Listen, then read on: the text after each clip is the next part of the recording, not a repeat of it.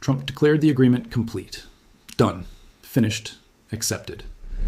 The Iran crisis that began on February 28, 2026, when B-2 Spirit stealth bombers carrying 30,000-pound bunker busters entered Iranian airspace and permanently altered the Middle East, had supposedly reached its conclusion. That crisis brought 3 carrier strike groups into the Arabian Sea. It produced 85 vessel blockade interceptions, repeated B-2 bomber operations over Iran, a supreme leader forced to communicate through motorcycle couriers from an underground bunker, and a final warning delivered with the words, "We will probably destroy it after we get it." Now the agreement was supposedly settled. And then, on the morning of May 26, 2026, the United States military launched strikes against Iran anyway. Pause on that fact for a moment. The agreement was announced as complete. Yet American forces still carried out military operations against Iran afterward.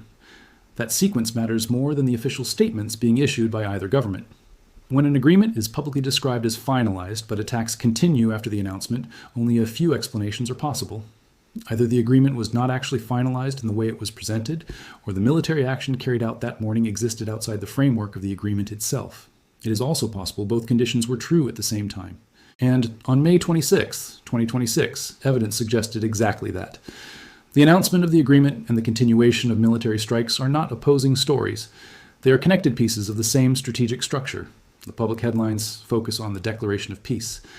But the operational reality underneath tells a more complicated story. First comes the agreement itself, because the agreement was real. The framework Trump described as complete was the memorandum of understanding that had been moving through Pakistani mediation channels after the final proposal was delivered several days earlier. The core conditions were significant. The Strait of Hormuz would reopen. Iran agreed to remove the naval mines it had placed in the waterway. In response, the United States would gradually ease the naval blockade as verification of mine clearing progressed. Sanctions relief would begin as commercial traffic returned through the reopened shipping lanes. Then came the nuclear issue. The 440-kilogram stockpile of uranium enriched to 60% purity, the same material Trump referenced in the Oval Office when he said, "We will get it, we are not going to let them have it," was placed into a 60-day negotiation period. During that window, Iran reportedly made verbal assurances through mediators indicating a willingness to discuss suspending enrichment activities and transferring uranium stockpiles. But those were verbal commitments only. There were no signed documents, no written enforcement schedule, no detailed verification system, only indirect promises passed through intermediaries about a willingness to negotiate. That wording sounded familiar because it matched the language used during earlier rounds of Iranian nuclear diplomacy.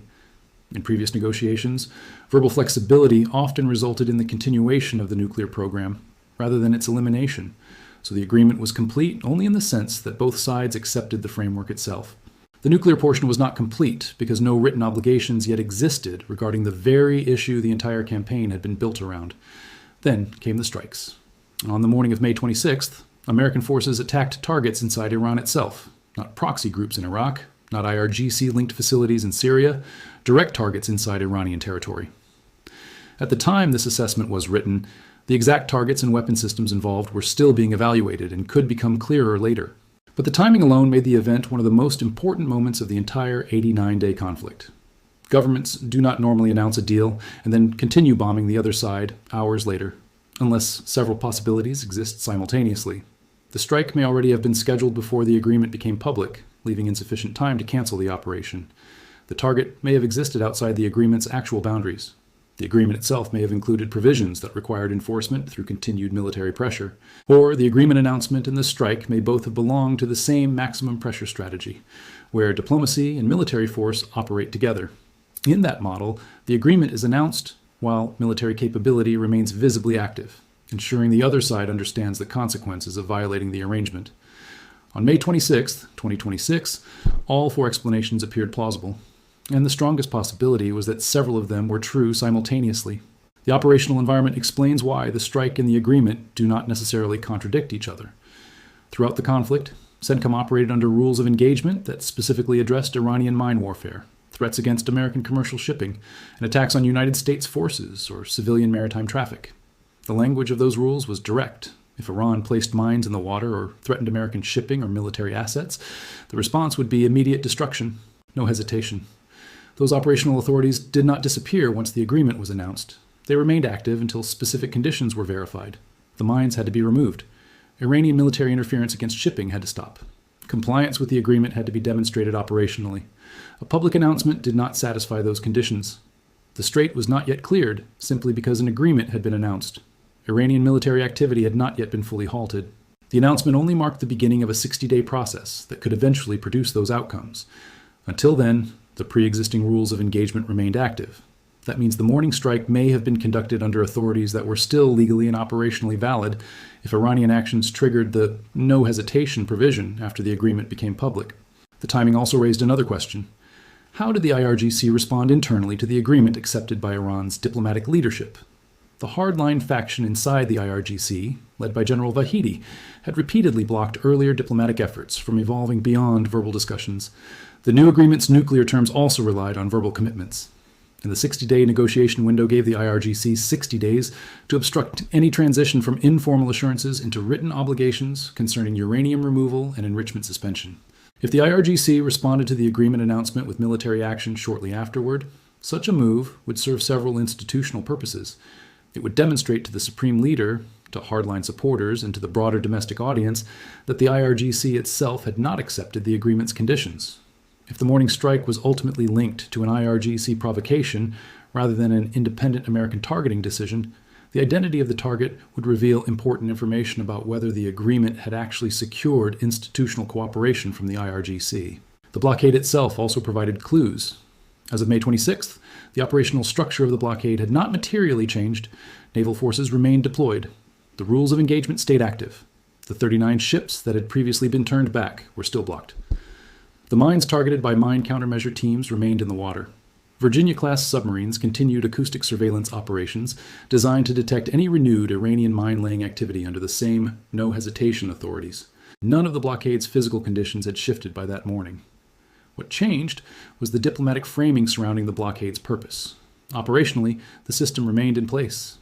And the fact that strikes continued after the agreement announcement suggested the United States military still retained authority to respond to Iranian actions within the framework of the new arrangement, rather than suspending those powers while implementation had not yet begun. Trump stated that the agreement was complete. Those were the exact words. Complete, finalized, settled. The Iran crisis that started on February 28, 2026, when B-2 Spirit stealth bombers carrying 30,000-pound bunker busters entered Iranian airspace and permanently altered the Middle East, had supposedly reached its conclusion. The same confrontation that brought 3 carrier strike groups into the Arabian Sea, produced 85 vessel blockade interceptions, sent B-2 bombers across Iranian skies, forced the Supreme Leader to communicate through motorcycle couriers from an underground bunker, and led to a final warning that included the phrase, "We will probably destroy it after we get it," was now being described as resolved. The agreement was declared complete.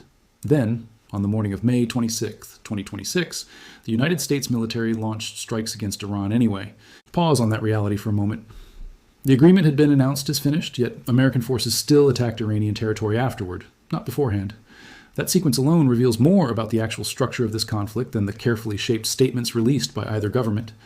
When a government announces that a deal is finalized while military action continues afterward, only a few explanations are possible. That order has not been publicly withdrawn. The agreement's nuclear section consists only of verbal assurances delivered through mediators regarding a willingness to discuss enrichment suspension and uranium removal during the 60-day period. Those verbal statements are not uranium removal. They are discussions about the possibility of uranium removal beginning during a specified timeline. Trump declared the agreement complete. The uranium is still in Iran. Both statements are true at the same time. The real question is whether the 60-day process transforms verbal discussions into written commitments regarding actual uranium removal, something every previous diplomatic phase in this conflict failed to achieve in formal documentation. The status of the Persian Gulf Strait Authority after the agreement announcement is another key indicator of whether the IRGC hardline faction truly accepts the deal or is instead using the diplomatic process as cover while continuing to pursue its Hormuz toll strategy during the 60-day period. The Persian Gulf Strait Authority was established on May 20th with its own logo and a jurisdictional map claiming authority over the entire Strait of Hormuz. But the agreement itself explicitly states there will be no tolls on Hormuz transit. Those two realities directly conflict with each other. The agreement says there are no tolls, yet the Persian Gulf Strait Authority exists as a government institution whose purpose is to collect tolls, fees, environmental charges, or whatever updated label is applied to the same mechanism. If the agreement is genuinely finalized and both sides are committed to implementation, then the Persian Gulf Strait Authority should either be suspended or dissolved as part of the process. If it remains active after the announcement, its continued existence signals that the IRGC intends to challenge implementation of the Hormuz provisions rather than cooperate with them. In that context, the morning strike becomes even more important. Its target may reveal whether the United States military was enforcing the agreement's no-tolls condition against an Iranian attempt to impose the Persian Gulf Strait Authority's jurisdiction, or whether the strike involved an entirely separate Iranian military activity that falls outside the agreement's framework. The 60-day nuclear negotiation also faces a deeper structural problem: authorization. J.D. Vance stated during his assessment of the Islamabad discussions that the Iranian delegation lacked authority to finalize any agreement during 21 hours of direct negotiations. The delegation repeatedly had to return proposals to Iran for approval from whoever actually controls the final decision-making process. That problem did not disappear after the agreement announcement. In fact, the announcement itself emerged from the Pakistani mediation system, delivering messages to the supreme leader inside his bunker through the same motorcycle courier network, operating at the speed handwritten notes can physically travel, rather than at the pace real-time diplomacy requires. The coming nuclear negotiations will face the exact same problem. Civilian diplomats can make verbal agreements, but written commitments require personal authorization from the supreme leader himself, and that authorization still moves by motorcycle courier. Meanwhile, the IRGC hardline faction, whose institutional survival depends on preserving the nuclear program, exists within the same communication system in ways the civilian diplomatic team does not. The broader geopolitical picture surrounding the agreement announcement on May 26, 2026, also matters because the conflict reshaped parts of the international strategic structure beyond the direct Iran-United States relationship. China evacuated its citizens from Iran through emergency flights and redirected oil purchases toward UAE suppliers. That shift occurred before the agreement announcement and has not been reversed by it. The UAE's new role as China's alternative oil supplier, along with the commercial relationships formed during the evacuation period, remains intact despite the framework agreement whose nuclear provisions still rely on verbal commitments. Russia also returned to Rachi from Moscow without securing support and confirmed through Lavu's diplomatic messaging that no concrete assistance was available. That reality also remains unchanged. Russia's inability to materially support Iran in the conflict appears structural, not temporary. The Caspian Sea supply route disrupted by the Israeli strike remains disrupted. The Ukrainian mine hunters in Port South are still preparing for deployment to clear the Strait of Hormuz. The agreement's mine-clearing terms accelerate that deployment rather than eliminate the need for it.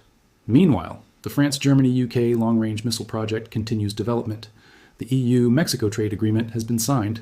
Canada is now ranked as the world's leading infrastructure investment destination. The broader international shift away from dependence on the United States, documented throughout the week's developments, continues independently of the Iran agreement. The agreement changes the immediate tactical situation in the Gulf. It does not reverse the strategic realignment that emerged during the 89-day conflict. The operational significance of the morning strike, combined with the agreement announcement, creates a difficult analytical question. What exactly was hit? Why was it struck after the announcement? And what does the attack reveal about the actual terms of the agreement compared to the publicly announced version?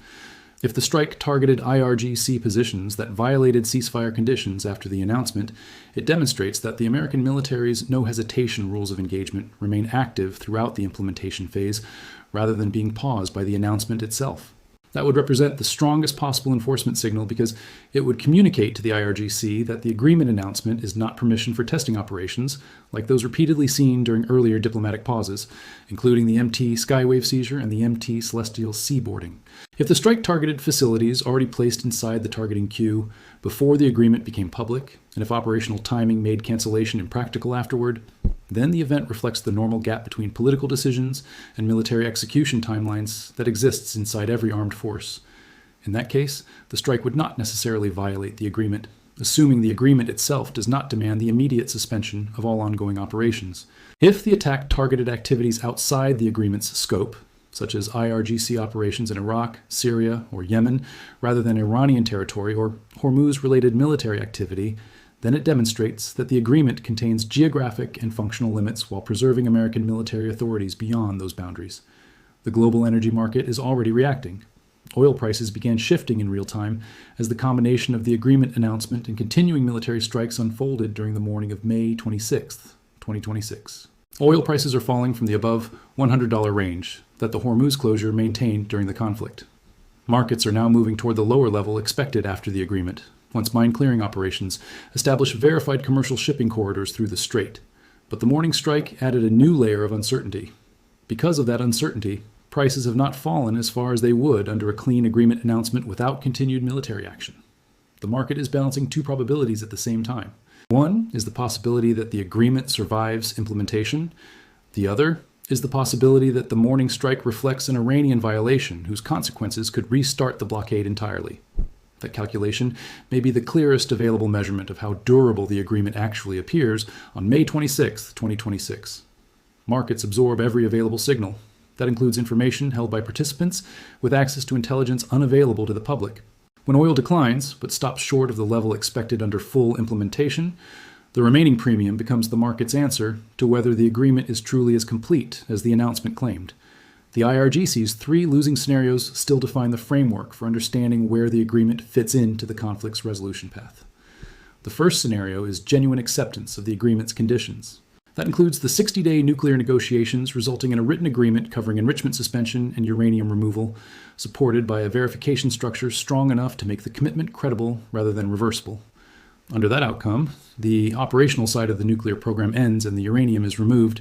The regime survives politically weakened, depending on sanctions relief and economic recovery to sustain itself institutionally. For the IRGC, removing the nuclear program also removes much of the strategic argument supporting its dominance. But the IRGC also understands another reality. Continued maximum pressure without oil revenue, combined with growing social instability and China shifting toward UAE supply, may create conditions that collapse the regime faster than accepting the nuclear terms would. The second scenario is delay. The agreement announcement buys another 60 days, while verbal nuclear commitments continue without evolving into written agreements. During that period, the IRGC rebuilds military capabilities under ceasefire cover, while sanctions relief finances the institutional system. The organization prioritizes protecting. This outcome aligns most closely with the 47-year history of Iranian diplomacy and appears to match the IRGC's preferred path. It is also the scenario the morning strike suggests the American military is unwilling to tolerate quietly. The third scenario is gradual collapse. Before the agreement announcement, the regime's material deterioration was accelerating according to the same storage timelines, payroll reserves, and social stability indicators that had been measuring pressure throughout the conflict. The agreement interrupts that trajectory by introducing economic relief before those pressures fully converge. The announcement itself, the morning strike, and the 89 days between February 28th and May 26th together define the actual state of the Iran crisis with the highest level of analytical honesty the available evidence supports.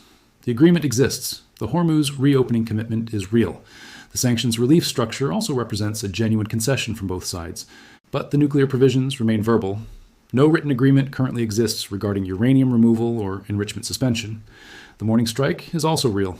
Military operations continued after the agreement announcement, demonstrating that American operational authorities remain active regardless of the diplomatic track. The uranium remains inside Iran. 3 carrier groups remain deployed. The blockade is still active. Mine-clearing operations have not yet started. The 60-day negotiation period has not begun. The IRGC hardline faction still holds power. The supreme leader remains inside a bunker communicating through couriers. And Trump said, "The deal is done." Every one of those statements is simultaneously true. The analytical challenge on May 26, 2026, is not deciding which fact matters most.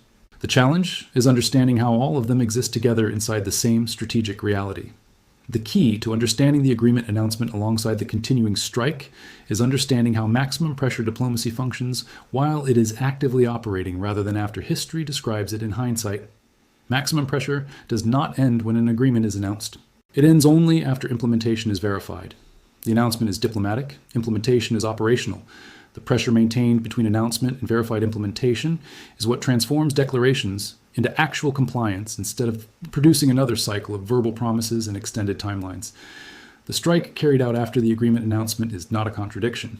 It is the operational form of the principle that announcements are not outcomes. Implementation is the outcome, and pressure continues until implementation is confirmed. Every previous phase of Iranian nuclear diplomacy demonstrated the same lesson. When pressure ends at the moment of announcement, announcements continue without implementation following behind them. Trump declared the agreement complete. The United States military struck Iran afterward anyway. Those are not opposite statements. They are connected by one word. And the Pakistani mediation system remains another critical element after the announcement because its continued operation determines whether the 60-day nuclear framework possesses the communication structure necessary to produce written agreements from verbal commitments. Pakistan delivered the final proposal to Tehran. Pakistan received the response carried back through the Supreme Leader's motorcycle courier network. Pakistan then transmitted the response, whose acceptability Trump later confirmed publicly when he announced the agreement was complete. And Pakistan remains the communication bridge for the coming 60-day nuclear negotiations, because direct American-Iranian communication is still restricted by the same signals intelligence concerns that prevented Iranian negotiators from contacting Tehran directly during the 21-hour Islamabad talks. The courier network operates at the speed handwritten messages travel physically, not at the speed real-time diplomacy normally requires. This communication limitation may become one of the greatest obstacles facing the nuclear negotiation timeline itself. Even 60 days of Pakistani mediation cannot solve the problem if the Supreme Leader's authorization process requires slow deliberation enabled by isolated communication rather than rapid diplomatic exchange. The agreement was announced. The morning strike continued. The courier system remains active, and the 60-day clock still has not started. Here is the situation on May 26, 2026. Trump announced the agreement complete. The Strait of Hormuz is expected to reopen. Iran will remove the mines in exchange for gradual easing of the blockade. Sanctions relief begins as shipping traffic resumes. The nuclear issue enters a 60-day framework based on verbal commitments. The uranium remains inside Iran. The Supreme Leader's instruction preventing its removal was delivered through motorcycle courier and has not been publicly canceled. The morning strike happened after the agreement because American rules of engagement remain active until implementation is verified, not merely announced. The IRGC hardline faction now has 60 days to stop verbal nuclear discussions from becoming written commitments, exactly as it prevented earlier verbal understandings from turning into signed agreements throughout the 89 days of the conflict. China evacuated its citizens. UAE oil replaced Iranian supply. Russia returned from Moscow without securing support. 3 carriers remain deployed. The blockade continues. The mine clearing force is preparing deployment from Portsmouth. The Persian Gulf Strait Authority still exists. Environmental fees remain the renamed version of the toll structure, and the distance between announced terms and actual nuclear implementation remains the same distance that existed throughout the conflict between Iranian verbal assurances and written commitments. The morning strike delivered one message clearly. That gap between announcement and implementation will not be closed through American patience alone. It will close only through verified Iranian compliance, or through continued operational pressure until compliance appears.